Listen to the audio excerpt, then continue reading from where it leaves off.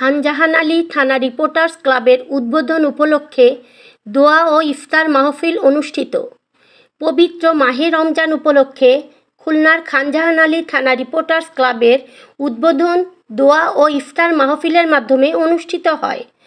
এ সময় উপস্থিত ছিলেন খানজাহান আলী থানা বিএনপির সাধারণ সম্পাদক আবু সাঈদ হাওলাদার আব্বাস, জঙ্গিপোল ইউনিয়ন বিএনপির সভাপতি শেখ আলমগীর হোসেন ও সাধারণ সম্পাদক হিটলু।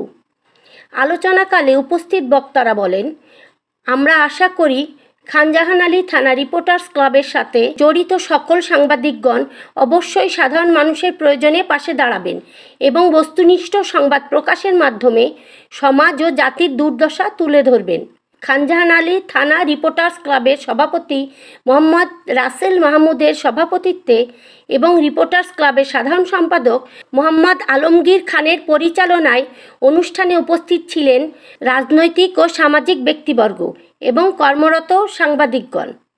সঠিক তথ্য ও প্রমাণের ভিত্তিতে বাস্তবসম্মত খবর পরিবেশন ও সমাজের সার্বিক মঙ্গল কামনা, পাশাপাশি সাংবাদিকতাকে সঠিকভাবে ও পথে প্রকাশ ও সাংবাদিকতার মান উন্নয়ন সহ সঠিক লক্ষ্যে পৌঁছে দেওয়াই আমাদের মূল লক্ষ্য, এমনটাই বলেন রিপোর্টার্স ক্লাবের কর্মরত সাংবাদিকরা।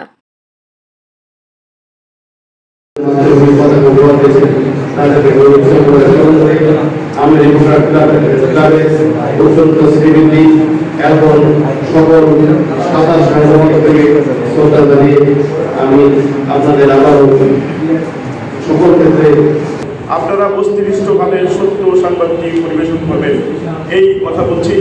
আর আগামী দিনে আপনাদের এই রিপোর্টার্স ক্লাবের উত্তরোত্তর সমৃদ্ধি কামনা করছি।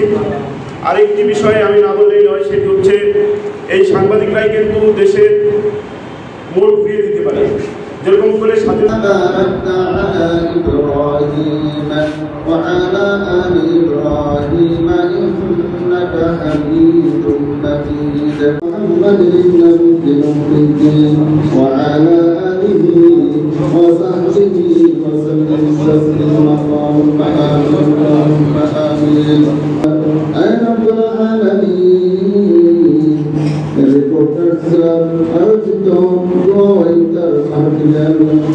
বসে আল্লাহ ইফতারকে সামনে নিয়ে আল্লাহ তোমার শাহীদ উত্তোলন করেছে। তোমরা আল্লাহ তুমি আমাদের আজকের রোজাকে কবুল করিয়া নাও, আল্লাহ আমাদের সমস্ত নামাজকে কবুল করিয়া নাও।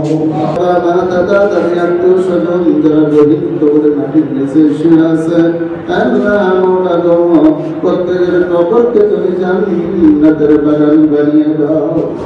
আল্লাহ এই 1971 সালের স্বাধীনতা যুদ্ধ থেকে শুরু করে আল্লাহ আমাদের